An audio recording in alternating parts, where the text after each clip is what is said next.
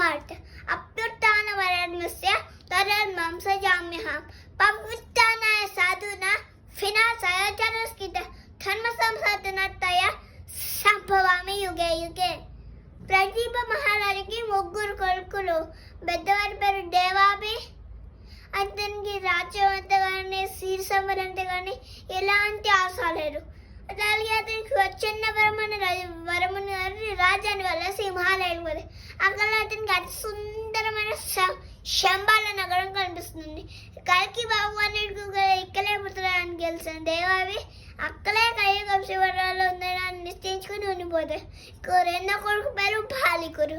తను చిన్నప్పటి నుంచి వాళ్ళ మేనమ్మ దగ్గర ఎక్కువ పెరగడం వల్ల అతనికి రాజ్యం గురించి కానీ రాజరికం గురించి కానీ ఏ మాత్రం కూడా తెలియదు.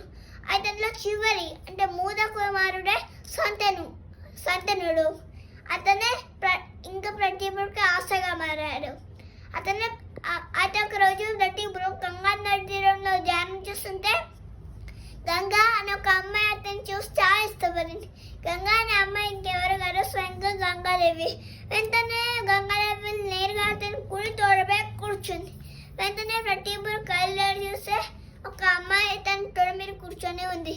ఎవరు నువ్వు అడిగితే మిమ్మల్ని చూసినప్పటి నుంచి ఇష్టపడ్డా, నన్ను పెళ్లి చేసుకొని అడుగుతుంది. నేను ప్రతిపురు అమ్మ నువ్వు తెలుసో తెలియక వచ్చిన కుడితో పిలిచినావు, అందుకు నువ్వు నా కూతురితో సమానం. అదే కానీ నువ్వు ఎన్మై కూర్చొని ఉంటే నువ్వు నా భార్యతో సమానం. కానీ ఇప్పుడు నేను నిన్ను కూతురుగా మాత్రమే చూసుకోగలను అని చెప్తారు. దానికి గంగామాత మిమ్మల్ని గౌరవించిన స్త్రీని కావాలంటావా? ఇదానా మీ ధర్మ మహారాజా అని ఉడికించడానికి ప్రతిపురు నిరాశపడవద్దు. నాకు ఒక కొడుకున్నారు, అతని పేరు సంతనుడు.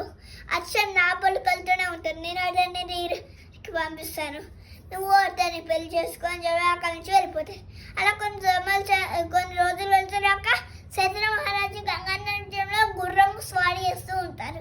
అక్కడ గంగదేవిని చూసి చాలా ఇష్టపడతారు. చూడంగానే వెళ్ళి పెళ్లి చేసుకోమని అతను చూడంగానే గంగాదేవి కూడా పెళ్లి చేసుకోవాలనిపిస్తుంది.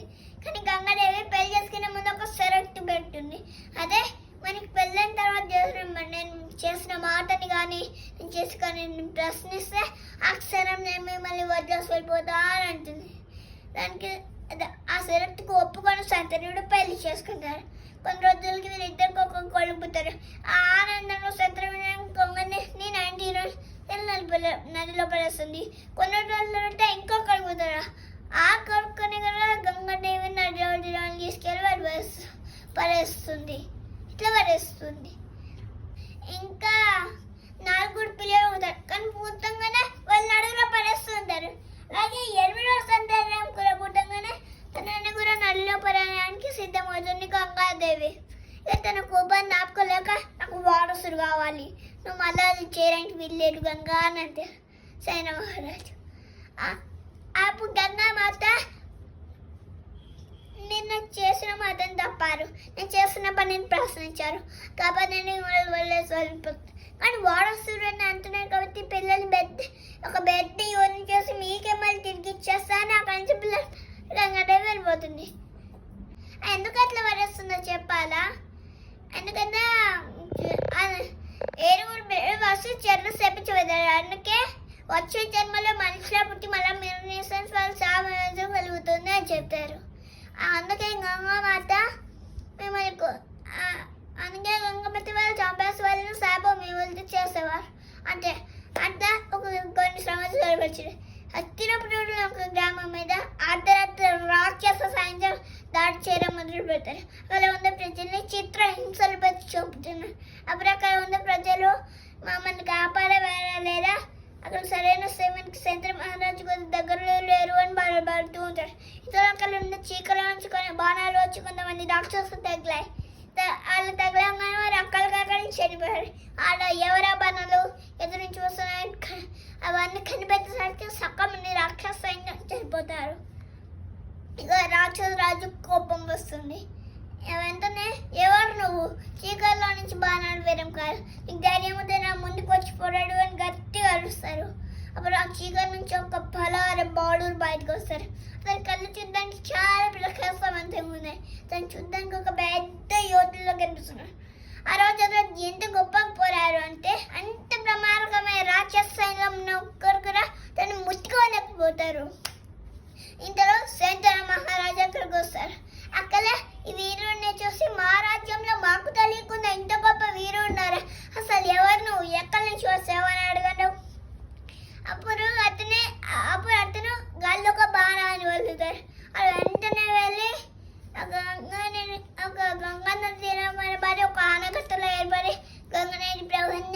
వస్తుంది. అయితే చంద్రుడు చాలా ఆశ్చర్యపడ్డారు. ఎందుకంటే గంగా నది ప్రవాహాన్ని ఆపడం అసలు దేవతలు కూడా అయ్యపని కాదు, కానీ కుర్రాడు ఎలా ఆపారు అని. అప్పుడు గంగమ్మతో స్వయంగా ప్రత్యేకమై కొన్ని సంవత్సరం మీకు మాటిచ్చగలరు మహారాజా, మీ కొడుకుని పెద్ద యోధుని చేసి నీ దగ్గరకు పంపిస్తానని. ఇంకో నీ కొడుకు పేరు దేవరటుడు. స్వయంగా విష్ణుమూర్తి ఆరోగ్యకరమైన పరశురాము దగ్గర శిక్షణ తీసుకున్నారు. ధర్మారాయణ తెలిసిన వారు. నుంచి అతని కర్తవ్యం మిమ్మల్ని కాపరమే చెప్పాలని చెప్పి చంద్ర మహారాజు కొడుకుని తిరిగి వచ్చి ఆనందాన్ని తట్టుకోలేక వెంటనే అతను పట్టుకొని రాజ్యానికి వెళ్ళి యువరాజుగా పట్టాభిషేకం చేస్తారు. అయితే అంత బాగానే ఉన్న సమయంలో చంద్ర మహారాజు ఒక రోజు నడి తీరంలో వెళ్తుంటే కొంచెం చేపల పట్టి జానయ్య గంజిని చూసి నచ్చి దగ్గరికి వెళ్ళి నీ పేరేంటి అని అడుగుతారు. ఆమె పేరు సత్యవతి అని చెప్తుంది. అయితే నేను పెళ్లి చేసుకొని రాజ్యానికి రాణిలా ఉంటామా దానికి సత్యవతి, నేను మిమ్మల్ని పెళ్లి చేసుకుంటే రాజుగా ఎలా ఉండేవాళ్ళు, ఒకవేళ పిల్లలు పుడితే వాళ్ళు కూడా రాజులుగా ఎలా ఉండేవాళ్ళు, ఇప్పుడు నీ కొడుకు దేవరతుడికి సేవలు చేసుకోదు బతకాలి అంతరి గర్భమ్మకు పోతు అని చెప్పి అక్కడ వెళ్ళిపోతుంది. ఇక మాట్లాడటానికి చాలా బాధపడతాయి. తిరిగి రాజ్యానికి వచ్చేస్తారు. తిరిగి రాజ్యానికి వచ్చేసిన ఆమె గురించి ఆలోచిస్తూ ఆరోగ్యాన్ని పాడు చేసుకుంటారు. ఎంత చేస్తారు దేవరాజులు అసలు ఏం జరిగిందని మంత్రి గారు అసలు విషయం తెలుసు. సత్యవతి దగ్గరికి దేవవ్రతులు వెళ్తారు. వెళ్ళి ఎంత అడిగిన సత్యవతి ఒక్కొక్కసారికి తప్పరు తన తండ్రి ఆనందం కోసం ఒక ప్రతిజ్ఞ చేస్తారు. ఆ ప్రతిజ్ఞ చేసినప్పుడు తండ్రి ఒక్క ప్రతిజ్ఞ మహాభారతం అనే ఒక పెద్ద కథ సృష్టిస్తుంది. అరే నేను నా జీవితంతో హస్తిపురానికి రాజు కాకుండా సైన్యాధిపతిగా కొనసాగుతా, అలాగే నాకు వారసు లేకుండా జీవితంలో బంధించిన బ్రహ్మచారిగా ఉంటారు, అలాగే హస్తినపుర వంశాన్ని ఎల్లప్పుడూ కాపాడుతూ ఉంటారు అని ప్రతిజ్ఞ చేస్తారు. ఇప్పుడు ప్రతిజ్ఞ చేస్తారు. ఇంతలో ఇదంతా చూసాడు చంద్ర అది అతని కొడుకుని చూసి తండ్రి గారు నా కోసం ఇంత పెద్ద ప్రతిజ్ఞ చేసినందుకు అతనికి ఏదైనా ఒక కోరుకోమంటారు. దానికి దేవుడు పడుతున్న నాకు ఒక్క వరాన్ని ఇవ్వండి మహారాజా, ఈ హస్తిపురంలో ధర్మాన్ని గెలిచిన వారు నాకు చావు ఉండకుండా ఒక వరం ఇవ్వండి అడుగుతారు. అప్పుడు చంద్ర మహారాజుకి స్వచ్ఛంద వరం అనే వరాన్ని ఇస్తున్నా.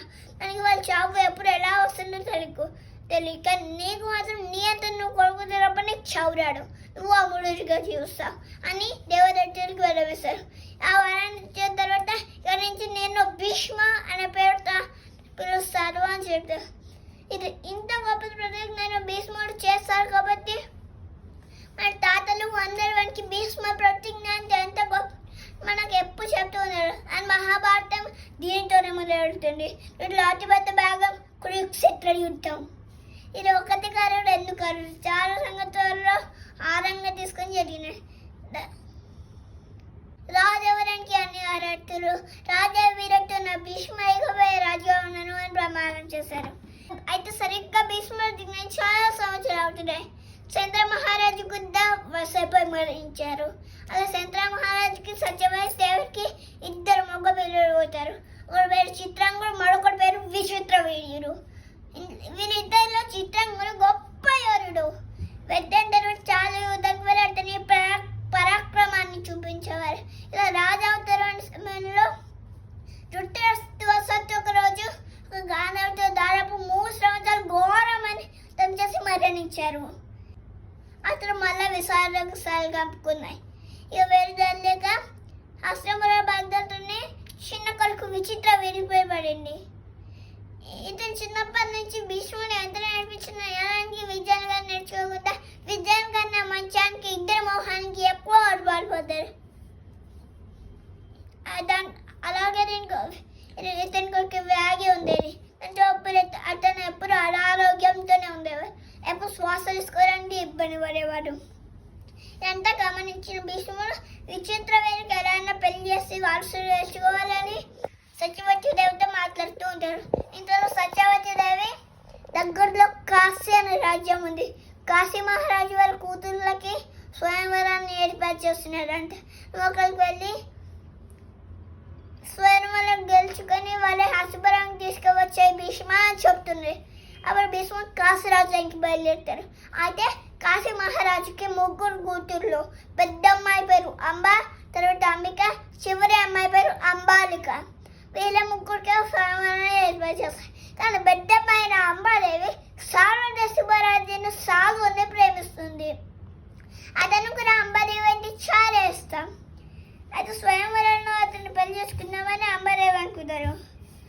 కానీ అదే స్వయంవరానికి భీష్ముడు రావడం వల్ల మిగతా వాళ్ళు అతనితో యుద్ధం చేస్తూ సాహసం చేయలేరు. ఎందుకంటే మహిషాసుర భీష్మ ఎంత గొప్ప యోధుడో అందరికీ తెలుసు కాబట్టి.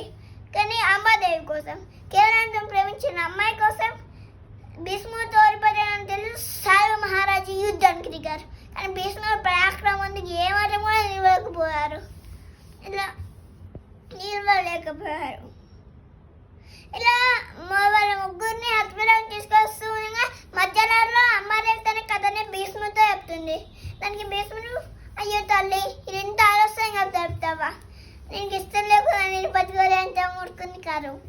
సంతోషం వెళ్ళి అతనితోనే ఉండొచ్చు అని అమ్మదేవి పంపిస్తారు. ఇంకా అమ్మదేవి సాల్వు దగ్గరికి వెళ్తుంది. అప్పుడు సాల్వుడు అమ్మదేవి వెళ్ళిపోగానే అంబిక అంబాలికని హాస్పిటల్కి తీసుకొని వెళ్తారు. అలా వెళ్ళి విచిత్ర వ్యక్తితో మరి ఇద్దరికి పెళ్లి చేస్తారు. ఇద్దరు అంబాదేవి సాల్వు దగ్గరికి వెళ్ళినప్పుడు సాల్వుడు, నన్ను స్వయంవరంలో కోల్పోయాను, నేను గెలుచుకుంది భీష్ముడే, నేను కాదు, నీపై నాకు ఎలాంటి అర్హత లేదు. ఇప్పుడు నువ్వు తిరిగి వచ్చావంటే నేను గీసం ఇచ్చిన దానం నాకు వద్దు, వెళ్ళిపోయే కలిసి కోపంతో అంటారు. ఆ వారం తట్టుకోలేక పుట్టింటికి వెళ్ళలేక మళ్ళీ అత్తమారానికి తిరిగి వస్తుంది. ఆ తర్వాత భీష్ముడి దగ్గరికి వచ్చి, నేను గెలుచుకుంది నువ్వే, నేను పెళ్లి చేసుకొని అడుగుతుంది. కానీ దానికి భీష్ముడు, తల్లి నేను ఆ పని చేయలేను, ఎందుకంటే నేను జీవితాంతం బ్రహ్మచారిగా ఉంటానని ప్రతిజ్ఞ చేస్తాను అని. దానికి అమ్మాదేవి, నాకు తెలుసు భీష్మ, నువ్వు ప్రతిజ్ఞ చేస్తావు, అయినా కూడా నేను పెళ్లి చేసుకుంటే నీ ప్రతిజ్ఞ భంగం కలుగుతుంది. ఇచ్చిన ప్రతిజ్ఞను నిలబెట్టుకోలేని ఒక మనిషి జీవితం ఎలా పరాక్రమంగా మారుతుందో నాకు తెలుసు, అందుకే నేను పెళ్లి చేసుకోమని అడుగుతున్నా. కానీ అప్పటికి కూడా భీష్ముడు నేను అది చెయ్యలేరు అని చెప్తారు.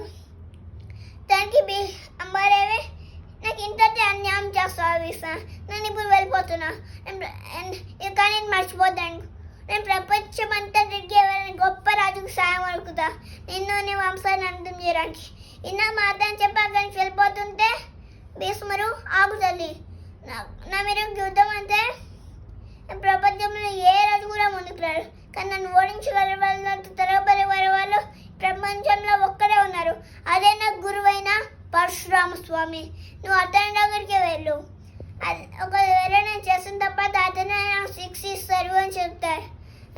ఇక అమరే పరశురాములకు ప్రయాణం మొదలు పెడతారు. చాలా రోజుల తర్వాత పరశురామ దగ్గర చేరుకుతారు. మొదట పరశురాముడికి భీష్ముడు అన్యాయం చేస్తారు అని చెప్తే నమ్మకుండా అమ్మదేవి మీరు కోప్పడి లోపలికి వెళ్ళిపోతారు. కానీ నేను చెప్పని పూర్తిగా పోయినపోతే నేను ఇక్కడే అగ్ని ప్రవేశం చేస్తాను అని చెప్తుంది. అగ్ని ప్రవేశం అయితే ఒక మనిషి బతుకున్నాగానే అగ్నిలో ఒక నడుచుకుంటూ వెళ్ళిపోవడం. ఇది చెప్పాలంటే ఒక ఆత్మహత్య ఉంటుంది. అప్పుడు తన భార్య చూడలేక పరశురాముడు ఏం జరిగిందో చెప్పంటారు. అప్పుడు మొత్తం జరిగిన కథనంతా పరశురాముడికి అమ్మదేవి చెప్తుంది. ఇలా ఇక్కడ భీష్ముడు చాలా బాగా ఉంటారు, ఏం చేయాలో అర్థం కాదు. ఇంతలో మళ్ళీ అమ్మాయిని హస్తినాపురానికి తీసుకొస్తుంది. రావడమే నేరుగా భీష్ముడి దగ్గరికి వచ్చి ఒక చేతిలో కడ్డీ, ఇంకో చేతిలో తాళి పెడుతుంది. అయితే నేను పెళ్లి చేసుకో, లేకపోతే ఈ గడ్డి తీసుకొని చనిపో అని చెప్తుంది. దానికి భీష్ముడు అంటున్న మాటకి ఆశ్చర్యంతో చూస్తారు. ఏం తల చూస్తున్నావు, నేను అన్న మాట కాదు, స్వయంగా పరశురామ స్వామి అన్నమాట. అయితే నేను పెళ్లి చేసుకోమన్నారు, లేకపోతే దానితో యుద్ధానికి సిద్ధం కమ్మన్నారు అని చెప్తుంది. దానికి భీష్ముడు, నేను ముందు చెప్పినట్టుగానే ప్రతిజ్ఞ చేశాను కాబట్టి నేను నిన్ను పెళ్లి చేసుకోలేను తల్లి అని చెప్తారు భీష్ముడు. దానికి అమ్మాదేవి, అయితే సిద్ధమవ్వు, పరశురాముతో యుద్ధానికి సిద్ధమవ్వు అని అంటుంది. అది విన్నా ఆ హస్తినాపురం ప్రజలందరికీ భయం వేస్తుంది. ఎందుకంటే భీష్ముడు చాలా గొప్ప ఎవరు. అలానే పరశురాముడు సాక్షాత్ విష్ణుమూర్తి అవుతారు. అలాంటి వీరిద్దరు ఒకరి మీద ఒక యుద్ధం చేస్తే ఎంత యుద్ధంతో సృష్టిస్తాడు అని ఇక భీష్ముడికి తన బాధ రెండింతలు అవుతుంది. ఇక బాధ అంటే ఎవరు నేరుగా వాళ్ళ గురువుతో యుద్ధం చేయాలనే బాధ.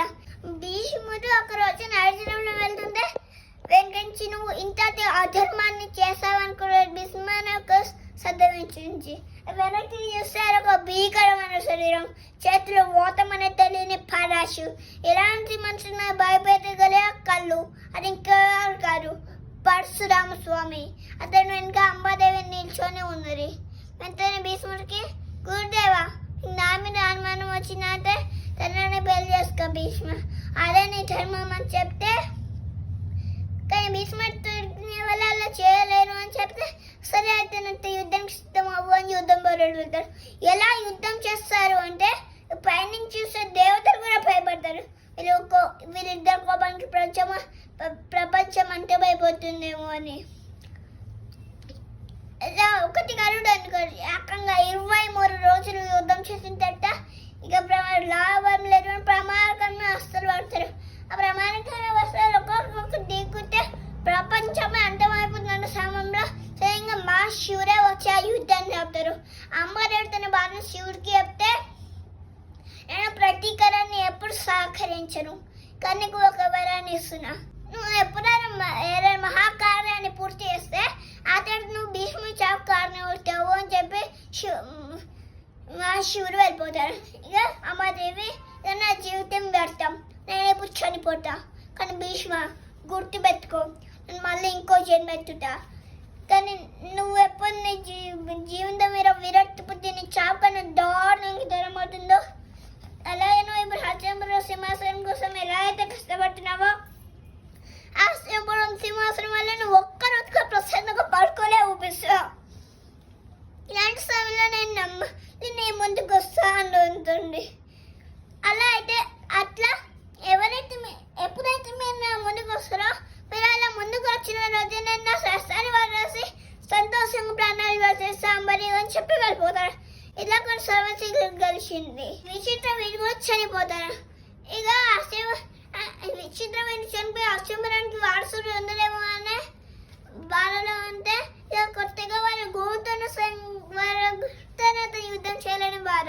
ఈ పరశురాంతో యుద్ధం చేసే ముందు భీష్ముడు జరిగి ఏం చేద్దాం రాజమాత అనుకుంటే ఇక మనకి ఇంకో మార్గం లేదు, వ్యాసుని పిలిపించేందా అని చెప్తారు. వ్యాసుడి పూర్తి పేరు వేద వ్యాసుడు. అఫ్కోర్స్ మహాభారతం రాసిన కూడా వేద వ్యాసుడే. సత్యవతి దేవి సంతాన మహారాణిని పెళ్లి చేసుకోముందు పారాశు అనే వ్యక్తితో ప్రేమలో పడ్డారు. అప్పుడు వాళ్ళు ఒక పిల్లని కన్నారు. పెళ్లి కాకముందు పుట్టిన బిడ్డ కాబట్టి సత్యవతి దేవికి ఎలాంటి చేరిపోయారు కాకుండా పారాశుని పెంకుతాన్ని తీసుకొని వెళ్ళిపోయారు. సరే అని చెప్పి అతని కొడుకుని ఇచ్చేస్తారు. ఈ విషయం సత్యవతి దేవి ఎవరికి చెప్పలేదు. కానీ ఇప్పుడు ఎందుకు చెప్తున్నారు అంటే ఆ కొడుకు పెద్దవారయ్యారు, వేరే వాళ్ళ పండితుడుగా మారాడు. అతనే వేరే వ్యాసుడు. అతను ఒక్కరైపు రాజ్యం వారి శివగలను వ్యాసుని పిలిపిస్తారు. అప్పుడు వ్యాసుడు వచ్చి సత్యవతి మాటలు విని సరే అమ్మ నేను ఒక యాగాన్ని ఏర్పాటు చేస్తాను, దానివల్ల 9 నెలలు బిడ్డలు పుడతారు అని చెప్తా.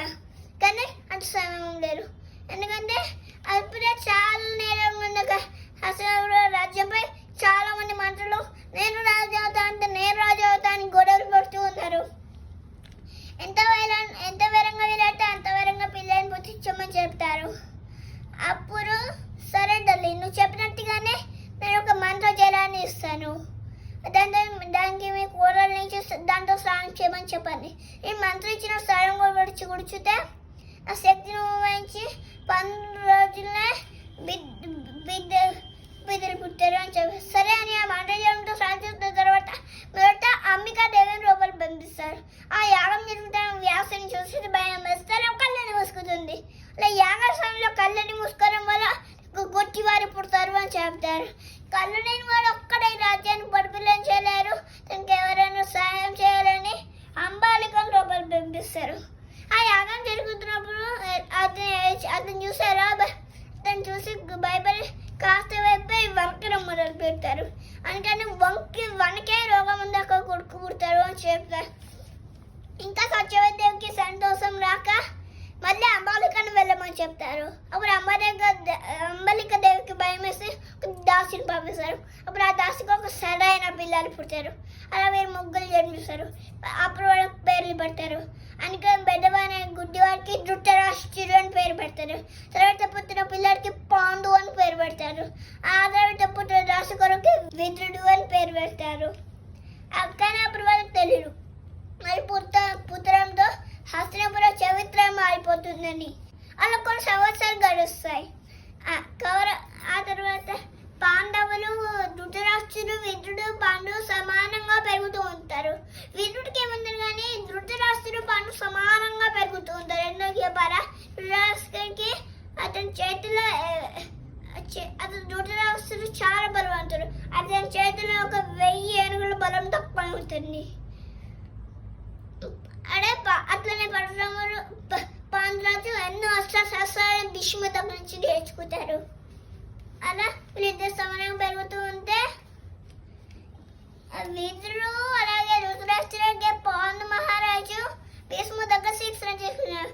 వాళ్ళ ముగ్గురిని భీష్ముడు ఎంతో అస్త్రశస్త్రాలు వాడేలా సిద్ధం చేశారు. తన ధృతరాష్ట్రుడు ముందు చెప్పిన చాలా పనివారు. ఎలాంటి మనిషినైనా ఒక్క గుర్తుతో చంపేస్తారు. ఆయన పాండురాజు అంత బలమైన కాకపోయినా లోకంలో ఎలాంటి శస్త్రాన్ని ఉపయోగించో ఒక పెద్ద వీరుల్లో మార్చారు. అలాగే ధర్మం ఏంటో అధర్మం ఏంటో ఇవన్నీ సరిగ్గా తెలిసిన వారు. ఇక వీరుడి విషయానికి వస్తే వేరే నచ్చుని ప్రపంచంలో గొప్ప తెలివైన వాడిగా మారాడు. అలా వీళ్ళందరూ పెద్దవైతారు. ఆ తర్వాత కాంతానికి ఇంకా పిల్లలు పుట్టారు. విరించి గట్టిగా గడబడికి కొట్టుకుతుంది. దానికి గడపలో ఒక బాక్స్ ముద్ద బయటికి వచ్చేస్తుంది. అయ్యో ఇట్టే పని చేస్తారు సత్వరాన్ని నేనే చంపుకున్నానని బాధపడుతుంది. అప్పుడు మళ్ళీ అక్కడికి వ్యాస మహర్షి వస్తే కోపంలో ఎలాంటి ఏ పనులు చేయకూడదు అయినా పర్వాలేరు. ఈశ్వరిచ్చిన వరం ముట్టిగా పోరు. నన్ను చూపించి మాంసం ముద్ద ప్రారంభిస్తారు అని చెప్తారు. ఆ చల్లటి నీటితో మాంసం ముద్ద పెడతారు. కొన్ని రోజులుగా ఒక నూట ముక్కలుగా విరిపోతుంది. అప్పుడు వెంటనే నూట ఒక మట్టి కొందలు పెట్టి స్వచ్ఛమైన ఆవు నెయ్యి వేసి ఒక్కొక్క కొందరు పెట్టి భద్రంగా అలా దస్తే మండపుత్రులు ఒక పుత్రిగా పుట్టిగా చెప్పి వెళ్ళిపోతారు. కొన్ని రోజులకి పాండురాజు సంతానం కావాలి అని అడిగినట్టు కుంతిదేవి ఏ దేవుడు కొడుకోమంటే ఇప్పుడు పుట్టబోయే ధర్మంలో ఎరిగేలా ఉన్నారు కాబట్టి మొదలు యమధర్మరాజుని బిడ్డ కోసం ప్రార్థించుకుంటే అని ఉంటుంది. సరే యమధర్మ ప్రార్థిస్తే తను పెద్ద ఇతను మంచిగా వీరుగా ఉన్నాడని యమధర్మరాజు వెళ్ళిపోతారు. వెంటనే ఆ పిల్లలకి పాండురాజు ధర్మరాజు యుధిష్ఠిర అనే పేరును పెడతారు. పాండురాజు యుధిష్ఠిర అనే పేరును పెడతారు. తర్వాత ఇదే సమయంలో హస్తినాపురంలో మరొకటి కొనగలుగుతున్నాయి. ఆ ప్రదేశానికి వాతావరణం మొత్తం ఎలా మారిపోతుందంటే అది ఏదో తెలియడం జరిగింది. ప్రస్తుతం చెప్తుంది ఏదో ప్రమాదం జరగబోతుంది. వర్షం గట్టిగా పడుతుంది. చాలా పెద్దలు పెరుగు వస్తున్నాయి. ఇక పగలగానే కొన్ని నుంచి ధృతరాష్ట్రుడి బిడ్డ కొడుకు జన్మించారు. అతని పేరే దుర్యోధనుడు. అది వదలంగా రోజుకొకరు కుదవలికి దుశ్శాసనుడు దుశ్శాపులు దుష్మనుడు అవన్నీ పుడతారు. ఆ తర్వాత వీళ్ళు ఒక కూతురు పుడుతుంది. ఆమె పేరే దుశ్శల అని పేరు పెడతారు. ఆ తర్వాత బంద్రోజు కొన్ని ఇంకో సందర్భం అంటే ఏ పెద్ద అంటే ఇప్పుడు పుట్టబిడ్డ అందరినీ కాపాడుతుంది. కాపాడుతూ ఉన్నారంటే పుట్టబిడ్డ అతి బలవంతులు ఉండాలి. అందుకని వాయుదేవుని ప్రార్థించు అని ఉంటుంది.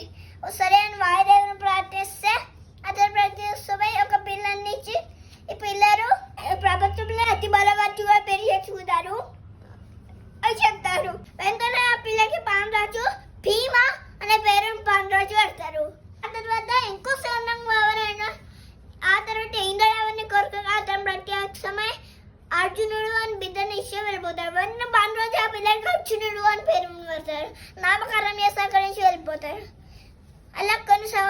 వస్తాయి. పాండవులు కౌరవులు అందరు పెద్దవారు. కౌరవులు ఒక పక్క రాజభోగాన్ని అనుభవిస్తూ వాళ్ళకి నచ్చినప్పుడు ప్రజల్ని ఇబ్బంది పెడుతూ చాలా సంతోషంగా ఉంటారు. కానీ పాండవులు వాళ్ళని అడవిలో జీవించడానికి, వాళ్ళని రక్షించుకోవడానికి, వాళ్ళు రక్షించుకోవడానికి విద్యలు, అలాగే కాకుండా పాండవులు వాళ్ళకి ధర్మం ఏంటో అధర్మం ఏంటో అన్నీ సరిగ్గా చెప్పేవారు. మాత్రం చాలా బాధపడుతుంటారు. పాండవులు కూతురు మాతృదేవి దగ్గరికి వెళ్ళి నువ్వు బాధపడకు, నా వ్యవహారాన్ని వారు నీకు ఒక బిడ్డ పుత్రులు చేస్తా అని చెప్పి అప్పుడు ఇద్దరు పిల్లలు కావాలంటే మాతృదేవులుగా గౌరవైన అశ్విని దేవతలను అడుగుతుంది. స్వయంగా వాళ్ళే ప్రశ్నంగా నకుల సహదేవ అనే ఇద్దరు సంతానాన్ని ఇస్తారు. వీళ్ళకి ఆయుధం లేదు. వీళ్ళు బయలుదేరిన తర్వాత వీళ్ళు మించిన యోధులే ఉండరు అని వెళ్ళిపోతారు. కొన్ని సమాచారాలు వస్తాయి. అతను ధృతరాష్ట్రుడు పాండురాజు వాళ్ళు పెద్దవారు. ఆ తర్వాత నక్కల సహాయంగా పెద్దవుతారు. అప్పుడు భీముడు ఏం చేస్తారు చెప్పారు? భీముడికి ఆకలి అవుతూ ఉంటుంది. అప్పుడు శకుని ఏం చేస్తారని చెప్పారా? శకుని ఒక దానింటినే పాయసంలో అలాగే ఒక దుయ్యన ఒక గుర్రంపు పొట్టు పెడతారు. దాంట్లో అందరూ ముందే వెళ్తూ ఉంటే భీముని గుర్రం మాత్రం అందరికన్నా వెనక్కి పడి ఉంటుంది. తన గుర్రాన్ని బరువుని గుర్రాలు మొయ్యలేకపోతూ ఉంటాయి. అప్పుడు అక్కడికి తన దుర్యోధన గుర్రము చాకుతుంది. దుర్యోధను భీముని ప్రేమతో మాత్రం దగ్గర చేసుకుంటారు. ఇక నక్కుల గుర్రం పోటీలో నక్కుల సహదేవులు గెలుస్తారు. ఆ తర్వాత విహారాత్మలు గెలుచుకుంటే అందరూ ఒకడొక్కడే తింటూ ఉంటే భీముని మాత్రం వేరే చోటికి తీసుకొని వెళ్తారు. వెళ్ళి తన తినలో విషయాన్ని కలిపిస్తారు. శకుని అట్లా కలుపుతారు. దుర్యోధను ఇస్తారు. శకుని ఇస్తారని ఆకలితో సంతోషంగా నేను మొత్తం వేశాడు. ఆ తర్వాత విశ్వబ్రహ్మల స్పృహలపై కింద పడిపోతారు. దుర్యోధను వేసిన పరకం పనిచేస్తుందని శకుని వెళ్ళిపోతారు. ఏదో ఒక చేసే పనులు భీముని చంపేస్తే ఇలా ఉంటుంది అని అంటారు. వెనక్కి చూస్తే ఆ శకుని మేనరుడా నీకు జన్మ అవమానం నేను చూడలేకపోతున్నా. ఆ భీముని చంపేందుకు ఒక మంచి ఆలోచన ఉంది. తినే భాష్యంలో విషాన్ని కలిపి ఇస్తారు. ఆ తర్వాత విషయాన్ని కలిపిస్తే స్ప్రోహ కలిపి కింద పడిపోతాడు భీముడు. దుర్యోధను ఆవేశంతో భీముడు కాలు చేతులు కలిపేస్తారు. నదిలో వేస్తారు. ఆ నది నిండా విష సర్పాలు ఉంటాయి. 1-2 కాదు, కొన్ని వందల విష సర్పాలు ఉంటాయి. ఇష్టం వచ్చినట్టు భీముని కాటు వేస్తూ ఉంటాయి. భీముడు అయితే అడుగుడికి వెళ్ళిపోతున్నాడు. భీముడు హఠాత్తుగా కళ్ళు చూసాక చుట్టూ 100 విష సర్పాలు ఉంటాయి. ఏదో అడుగుదన ఫలాన్ని ఉపయోగించారు. దారాన్ని తెప్పినట్టు వాళ్ళు చంపేస్తున్నారు. అలా కొన్ని చంపేసాక అక్కడ ఒక ద్వారం లాంటిది కనిపిస్తుంది. అదే ఇంకేదో కాదు నాగలోకానికి ప్రవేశం. అందులోంచి మోస్కే అనే నాగరాజు బయటకు వస్తారు. అదే ఆ విషయం ఏం చేయలేదు. ఇప్పటి నుంచి ఆ వరం వాసు నుంచి వాసు అప్పుడు వాసు నువ్వు ఎవరివి? ఇక్కడికి ఎలా వచ్చావు? అబ్బా అప్పుడు భీముడు నేను కుంటి మాత పుత్రులను, నా పేరు భీముడు అని చెప్పారు. అంతనే వాసుకి నువ్వు కుంటి పుత్రువా? కుంటిదేవి నాకు చాలా దగ్గర బంధువు. అయితే నువ్వు నాకు మనవతో పుత్ర. నేను చెప్పే జాగ్రత్త విను. వాళ్ళు ఇక్కడితో ఆగరు. ఎవరైతే విషప్రయోగం చేస్తే వాళ్ళు ఇక్కడితో ఆగరు. చెప్పడానికి ఇంకా ప్రయత్నాలు చేస్తారు. వారు అన్నిటి గెలవాలంటే ఇక పుత్ర నేను తాగు. నేను ఒక కంచం తాగితే 100 ఏనుగుల బలం వస్తుంది అని చెప్తారు. సరే అక్కడ ఉన్న 8 కంచెలు భీముడు కాల్ చేస్తారు. భీముడు అన్నయ్య నీకు నాకు 100 ఏనుగుల బలం ఉంది అంతే కదా? అంటే 100 ఏనుగుల 800 ఏనుగుల బలం నీ సొంతం అని వస్తుంది. నువ్వు పొద్దున్నతోనే 2000 ఏనుగుల బలం ఉందని చెప్తే ఇలాంటి వరం ఇచ్చిన ధన్యవాదాలు చెప్పి భీముని తిరిగి పైకి వచ్చేస్తారు. హస్తినాపురం అంతా వెతుకుతూ ఉంటారు. భీష్ముడు చెప్తారు వెళ్ళండి సరికుల్లారా. భీముని ఎలా అయినా కలిపెట్టండి వెళ్తారు రాజ్యం మొత్తాన్ని. భీముడు అట్లా సింహాసనం కూర్చొని ఉంటారు. భీముడు అతను కలిసి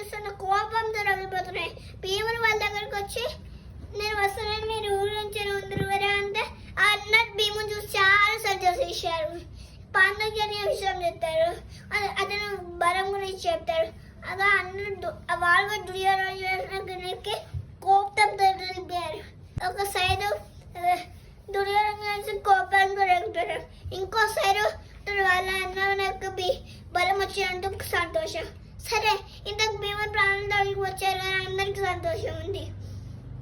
శకుని దుర్యోధను చనిపోయారు, ఆడవాళ్ళు అవుతారు. హతగురాడు వెళ్కుతూతారు. వాళ్ళకి తెలుసు భీష్ముడు అందరినీ పిలిచి భీముడు వచ్చేస్తారు రండి అని అంటారు. ఇంకా వస్తారు. అలా భీముడు సంతోషిస్తారు. ఆ తర్వాత ద్రుపదుడు ఉంటాడు కదా, ద్రుపద రాజు, అందరు శక్తివంత రాజులో ఒక ద్రుపదుడు ఉంటారు కదా, జోడస్ రాజు ద్రుపదుడు ఉంటారు కదా, ద్రుపద రాజు అవుతారు కదా. ద్రుపదికి ఒక కొడుకు ఉండాలి, అంటే ఒక వారసుడు ఉండాలని చాలా జరుగుతాయి. ఎవరు పుట్టిస్తారు? ఇక లాస్ట్కి యజ ఉపయజ అని అయితే అన్నదమ్ములకి సేవలు చేసి కదా యాగం నాకు చేపిస్తే నేను లక్షణావళి బహుమతిగా ఇస్తాను అని చెప్తే సరే అని అందులో యజ అనే బ్రాహ్మణ ఒక్కనే యజ ఉపయజ ఒక్క చేసిపిస్తారు. కాసేపు మంత్ర అవసరమైన వస్తువులు వేస్తారు. అప్పుడు కాసేపటికి ఒక బొల్లలు పెట్టారు. అది అందరి పైన కిరీటం ఉంటుంది. ఒక నెల కత్తి ఎక్కువ చేత ధనస్సు చాలా శక్తివంతులు అతని నుంచి పూస్తారు. దూరుడు ఓడ్చేవారు. అతని పేరే దుష్టచిమనుడు. ఇంకొక అద్భుతం జరుగుతుంది. దాంట్లో ద్రౌపది పుడుతుంది. మళ్ళా పుట్టగానే ఇంకొక పోటీ ఉంటుంది. ద్రౌపది దుష్టచిమనుడు శ్రీకృష్ణుడు కూర్చొని ఉంటారు. అటువైపు ద్రౌపది ఎదురుగా ఒక ధనస్సు ఉంటుంది. భీమంత ఆకలేకపోతుంది. వెళ్ళి వస్తే అది పెట్టే ప్రజమ స్వర్గంలా ఉంటుంది. ఇదంతా పోతే తర్వాత దుర్యోధనుడు వెళ్తూ ఉంటారు. ఇంద్రప్రస్థానికి శకునితో కలిసి కొంచెం దూరం వెళ్తే కొంచెం ఇంద్రప్రస్థానికి కనిపిస్తుంది. దుర్యోధనుడు అంటే వెనక్కి లేదా పైకి వస్తున్నాడు దుర్యోధనుడు. శకుని ఏమైంది మేనవారు అంటే మామ మన స్వర్గానికి వెళ్ళమా లేకపోతే స్వర్గమే మా బుడి బొమ్మ వస్తున్నాడు. ఈ సోదరు నీతో అర్థం కావుతుందని ఇంకా ముడిసిపోతాడు దుర్యోధనుడు. ఇక వెళ్ళి అది ఇంద్రప్రస్థానం కాదు, అది ఒక చక్రవ్యూహం. చాలా ప్రమాదకమైనది. అందరూ సైనికులు మొత్తం ఒక చక్రంలా నిలబడి ఉంటారు. కూర్చోవడం నిలబడటం చక్రవ్యూహం అది అట్లనే ఉంటుంది. రౌండ్లో వచ్చుతాం లేదా రౌండ్లో నిలబడతాం. అది చక్రవ్యూహం. మధ్యలో కొంచెం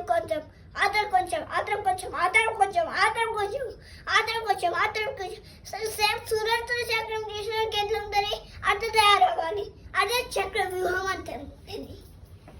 అప్పుడు వాళ్ళు పాండవులు వస్తూ ఉంటారు. కౌరవులు దుశ్శాసనుడు దుష్బలుడు వాళ్ళు కూడా వస్తూ ఉంటారు. అందరూ వచ్చి కౌరవుల ముందు యుద్ధానికి వెళ్తారు. వెళ్ళే మూసుకుపోతుంది. మరి కౌరవులు అందరు పని చేస్తారు. అబ్బాయి ఎంత కౌరవులు తిరిగి రాకపోయేసరికి ఇక్కడ ధృతరాష్ట్రుడు భార్య పాండవులు అందరూ వెళ్తూ ఉంటారు. యుధిష్ఠిర అలాగే భీముడు అర్జునుడు నకుల సహదేవులు వీళ్ళు వెళ్తూ ఉంటారు. వెళ్తూ ఒక చక్రవ్యూహం. కౌరవులు అందరూ పని వెళ్తుంటే కౌరవులు వినిపించి అర్జునుడికి చెప్తారు ద్రోణాచార్యుడు. అప్పుడు అర్జునుడు వెళ్తూ ఇంతమంది ఎంతమంది తీసుకెళ్తే నన్ను ఎంతమంది అవసరం లేదు. భీమన్ అన్నట్టు పంపించి భీముడు అసలు వెళ్తూ భీముడు అర్జునుడు చూస్తే అసలు ఎవరు అసలు వ్యూహం ఏంటి అప్పుడు అర్జునుడు భీముడిని చూస్తే ఏంటి వ్యూహం భీమన్న మనము కౌరవుల్ని వినిపిస్తారు.